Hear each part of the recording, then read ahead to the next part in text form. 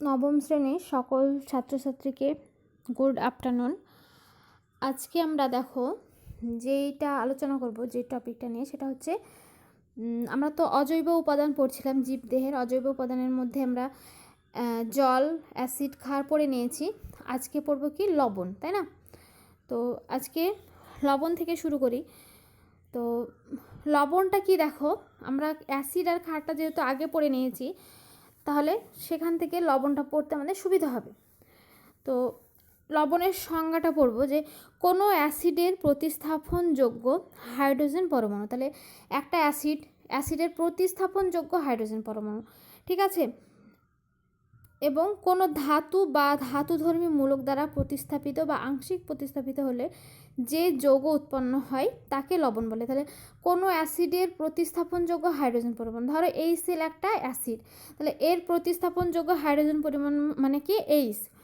এ যদি কোনো ধাতু বা ধাতুধর্মী মূলক দ্বারা আংশিক বা সম্পূর্ণরূপে প্রতিস্থাপিত হয়, দিয়ে সেটা যে যৌগ উৎপন্ন করে তাকেই বলা হচ্ছে লবণ। বস্তুতপক্ষে ধরো অ্যাসিড ও ক্ষারের বিক্রিয়ার ফলে জল সহ যে যৌগ উৎপন্ন হয় তাই লবণ। তাহলে অ্যাসিড ও ক্ষার, ধরো HCl হচ্ছে অ্যাসিড প্লাস ক্ষারকে NaOH, এ হচ্ছে ক্ষার। এর যে বিক্রিয়া হচ্ছে, বিক্রিয়ার ফলে কি উৎপন্ন হচ্ছে? NaCl হচ্ছে সোডিয়াম ক্লোরাইড, এটা হচ্ছে লবণ, আমরা যে লবণটা খাদ্য লবণ হিসেবে গ্রহণ করি। আর কি উৎপন্ন হচ্ছে? জল উৎপন্ন হচ্ছে। এছাড়াও দেখো H2SO4, এটা হচ্ছে অ্যাসিড, তাই না? আর জেডেন হচ্ছে ক্ষারক। তাহলে এর সঙ্গে বিক্রিয়া করে কি উৎপন্ন হচ্ছে? জেডেন SO4 হচ্ছে লবণ, আর কি উৎপন্ন হচ্ছে? H2 উৎপন্ন হচ্ছে। হ্যাঁ, তাহলে তাহলে লবণ কাকে বলে? কোনো পরমাণু কোনো ধাতু বা ধাতুধর্মী মূলক দ্বারা সম্পূর্ণ বা আংশিক রূপে প্রতিস্থাপিত হয়ে যে যৌগ উৎপন্ন করে তাকে বলা হচ্ছে লবণ। আশা করি বুঝতে পেরেছো লবণের সংজ্ঞাটা। তো এবার দেখো কি বলছে, যে উল্লিখিত বিক্রিয়ায় আমরা যখন NaCl আর হচ্ছে ZnSO4, এটা যে লবণ উৎপন্ন হলো, আসলে ক্ষারকের ঋণাত্মক মানে মাইনাস অংশ এবং অ্যাসিডের, ক্ষারের মাইনাস এবং অ্যাসিডের প্লাস অংশ মিলিত হয়ে লবণ সৃষ্টি হয়, ঠিক আছে? তাহলে NaOH প্লাস HCl, তাহলে দেখো Na, এটা হচ্ছে এটার সঙ্গে Cl, তাহলে Na প্লাস Cl মাইনাস এটা যুক্ত হয়ে কিন্তু লবণ উৎপন্ন হলো। হ্যাঁ, তাহলে এই হচ্ছে লবণ উৎপন্ন হওয়ার বিক্রিয়া। এবার দেখো লবণের প্রকারভেদ আছে। লবণের প্রকারভেদ, লবণ কি সাধারণত কয় প্রকারের হয়? লবণ তিন প্রকারের হয়। হ্যাঁ, তো লবণ তিন প্রকারের কি কি?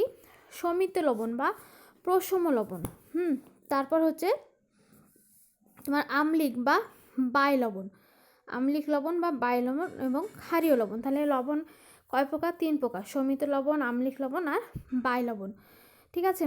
তাহলে আম্লিক বা বাই লবণ আর ক্ষারীয় লবণ। তাহলে ক্ষারীয় লবণ, আম্লিক লবণ আর প্রশম লবণ, ঠিক আছে? না ক্ষার না অম্ল, এরকম লবণ। প্রশম, দুটোর মিডিল। তাহলে সমিত বা প্রশম লবণের উদাহরণ কি? HCl থেকে উৎপন্ন লবণ, যেমন NaCl, এটা হচ্ছে এক প্রকারের সমিত বা প্রশম লবণ। আর আম্লিক বা বাই লবণ, প্রত্যেকটার কিন্তু উদাহরণ আমরা পড়ে রাখবো। আম্লিক বা বাই লবণ কি থেকে উৎপন্ন হয়? H2SO4 থেকে উৎপন্ন হয়, যেমন NaHSO4, এটা হচ্ছে এক প্রকারের আম্লিক লবণ। আর ক্ষারীয় লবণ কোনগুলো? যেমন ক্ষারীয় লেড নাইট্রেট, ক্ষারীয় লেড ক্লোরাইড, এরা হচ্ছে ক্ষারীয় লবণ। তাহলে লবণ তিন প্রকারের হয়ে থাকে, আমরা জানলাম। এবার দেখো জীবদেহে লবণের ভূমিকা। জীবদেহে লবণ কি কাজ করবে? এ হচ্ছে জীবদেহে জলের সাম্যতা বজায় রাখে, মানে জলটাকে, আমাদের শরীরে জলের পরিমাণটাকে ঠিক রাখে। কোনো কারণ আমাদের শরীর থেকে যখন যদি কারো লুজ মোশন বলো, বা হচ্ছে শরীর থেকে অতিরিক্ত জল বেরিয়ে গেল, ডায়রিয়া, কলেরা ইত্যাদি, ডায়রিয়াতে, তাহলে অতিরিক্ত জল যখন আমাদের শরীর থেকে বেরিয়ে যায়, তখন আমরা কি করি? ORS পান করি, বা স্যালাইন যাকে বলে, বা লবণ জল পান করি, যার ফলে আমাদের শরীরে জলের ঘাটতি কিন্তু পূরণ হয়। লবণ জল পান করি, ORS এ লবণ থাকে। এছাড়া দেহে অ্যাসিডের মাত্রা বৃদ্ধি পেলে লবণ তাকে প্রশমিত করে। যখন আমাদের অতিরিক্ত অ্যাসিডিটি হয়ে যায়, তখন আমরা লবণ জল পান করলে সেই অ্যাসিডটাকে লবণ প্রশম করবে। এছাড়া বিভিন্ন প্রকার পেশি সঞ্চালন হৃদস্পন্দন নিয়ন্ত্রণের ক্ষেত্রে লবণ কিন্তু গুরুত্বপূর্ণ ভূমিকা পালন করে। হ্যাঁ, তো লবণ জল দিলে পেশি সঞ্চালনটা ঠিকঠাক থাকবে, হৃদস্পন্দনটা নিয়ন্ত্রণে কিন্তু লবণ গুরুত্বপূর্ণ ভূমিকা পালন করে। এবার দেখো গ্যাস, কোষে গ্যাসের ভূমিকা। গ্যাস আমরা কি বা গ্যাসের হচ্ছে তোমার সংকেত টঙ্কেত তো আমরা জানি, যেমন O2 তারপর CO2 এরা হচ্ছে গ্যাস। তাহলে গ্যাস আমাদের কোষে কি কাজ করবে দেখো, যে কোষের যে প্রোটোপ্লাজমে নাইট্রোজেন একটি বিশেষ উপাদান। কোষের একটা কোষ, তার মধ্যে যে প্রোটোপ্লাজম থাকে, আমরা প্রোটোপ্লাজম কি জেনেছি।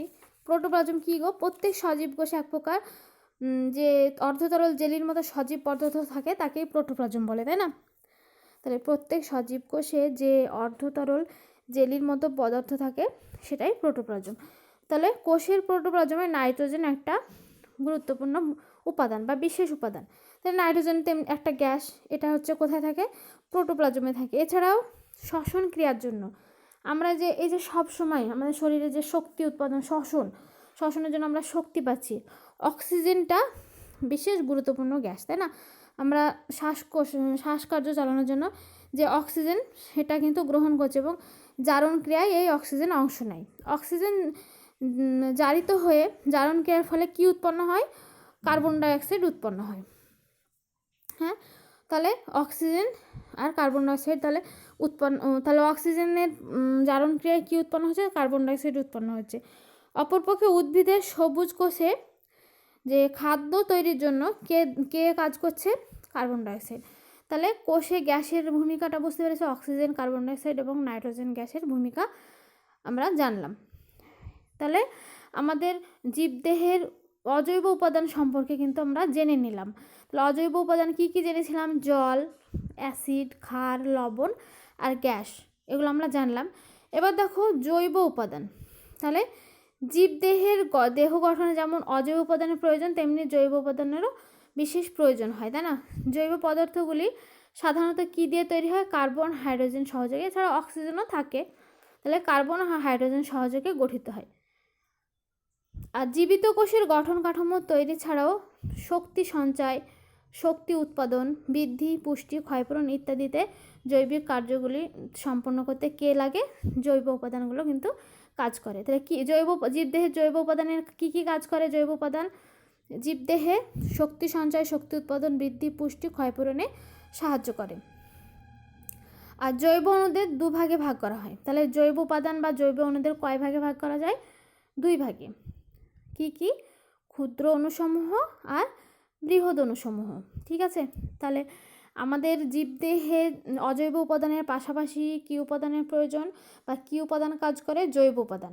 তো জৈব উপাদানগুলি কোনগুলি, জৈব উপাদানকে 2 ভাগে ভাগ করা যায়। তাহলে জৈব উপাদানের কাজ কি, জীবদেহের গঠনে ছাড়াও কাঠামো তৈরি, মানে জীবদেহের কাঠামো তৈরি ছাড়াও বা স্ট্রাকচার ছাড়াও এ কিন্তু শক্তি সঞ্চয় করে, শক্তি উৎপাদন করে, বৃদ্ধি, পুষ্টি, ক্ষয়পূরণ ইত্যাদিতে জৈবিক কার্য করে, ঠিক আছে?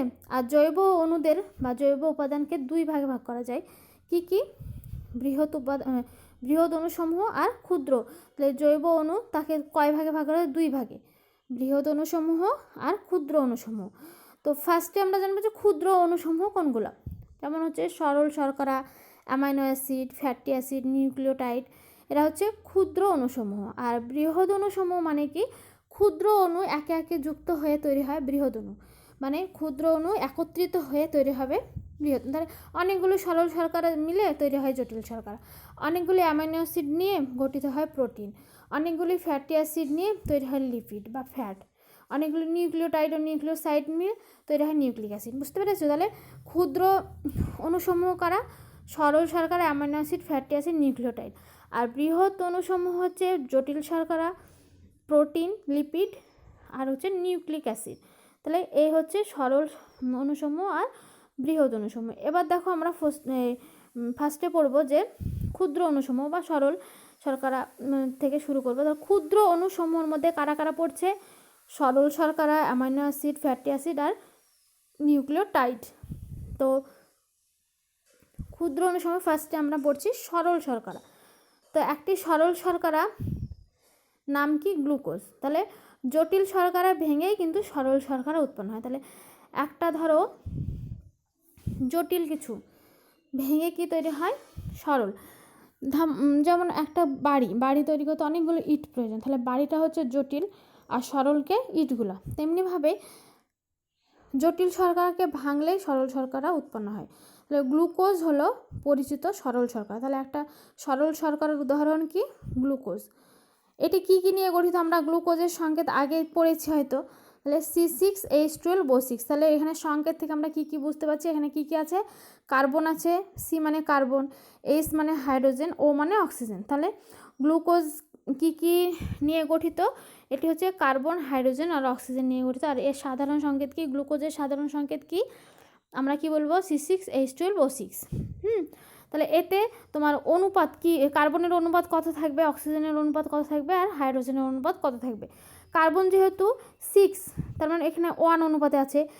আর 12 মানে কি, 12 মানে 6-এর ডবল, তাহলে এইচ হচ্ছে 2, তাই না, 12 ডবল মানে 2, আর হচ্ছে ও তাই 6 আছে, তাহলে 1:2:1 এই অনুপাতে কিন্তু কার্বন, হাইড্রোজেন আর অক্সিজেন থাকে কিসে, গ্লুকোজে বা সরল শর্করায়। আর জীবদেহে সরল শর্করার ভূমিকা, জীবদেহে গ্লুকোজ কি ভূমিকা পালন করে, গ্লুকোজ কোষে জারিত হয়ে শক্তি উৎপাদন করে। হ্যাঁ, তাহলে গ্লুকোজ যখন কোষে উৎপন্ন হয়, যেমন তোমার সালোকসংশ্লেষ প্রক্রিয়ায় উদ্ভিদের ক্ষেত্রে যে খাবার উৎপন্ন হয় সেটার নাম কি, গ্লুকোজ। সে হচ্ছে কোষের মধ্যে জারিত হয়ে হচ্ছে উদ্ভিদের জন্য, যে উদ্ভিদের শারীরবৃত্ত কাজের জন্য শক্তি উৎপন্ন করে। তাহলে গ্লুকোজ কোষে জারিত হয়ে শক্তি উৎপাদন করে, 1 নম্বর পয়েন্ট। 2 নম্বর দেখো, গ্লুকোজ যকৃৎ ও পেশিতে গ্লাইকোজেন রূপে সঞ্চিত থাকে। তাহলে যকৃৎ, জীবদেহের ক্ষেত্রে কি হয়, প্রাণীদেহের ক্ষেত্রে গ্লুকোজ আমাদের গ্লাইকোজেন রূপে সঞ্চিত থাকে। এছাড়াও ডিএনএ ও আরএনএ গঠনের অংশ নেয় গ্লুকোজ। আর একটা কাজ কি করে, আমাদের যে নিউক্লিক অ্যাসিড ডিএনএ আরএনএ, সেই নিউক্লিক অ্যাসিড গঠনে কিন্তু অংশ নেয় কে, গ্লুকোজ। তাহলে আমরা ক্ষুদ্র অনুসমূহের মধ্যে জাস্ট গ্লুকোজটাই পড়লাম। তাহলে এইটুকুই আমরা পড়ে রাখলাম, আশা করি সবাই বুঝতে পেরেছো। তো আজকের আর বেশি পড়বো না, অল্প অল্প পড়বো, অল্প অল্প বুঝে রাখবো। তো আমি এখানে ক্লাসটা স্টপ করছি।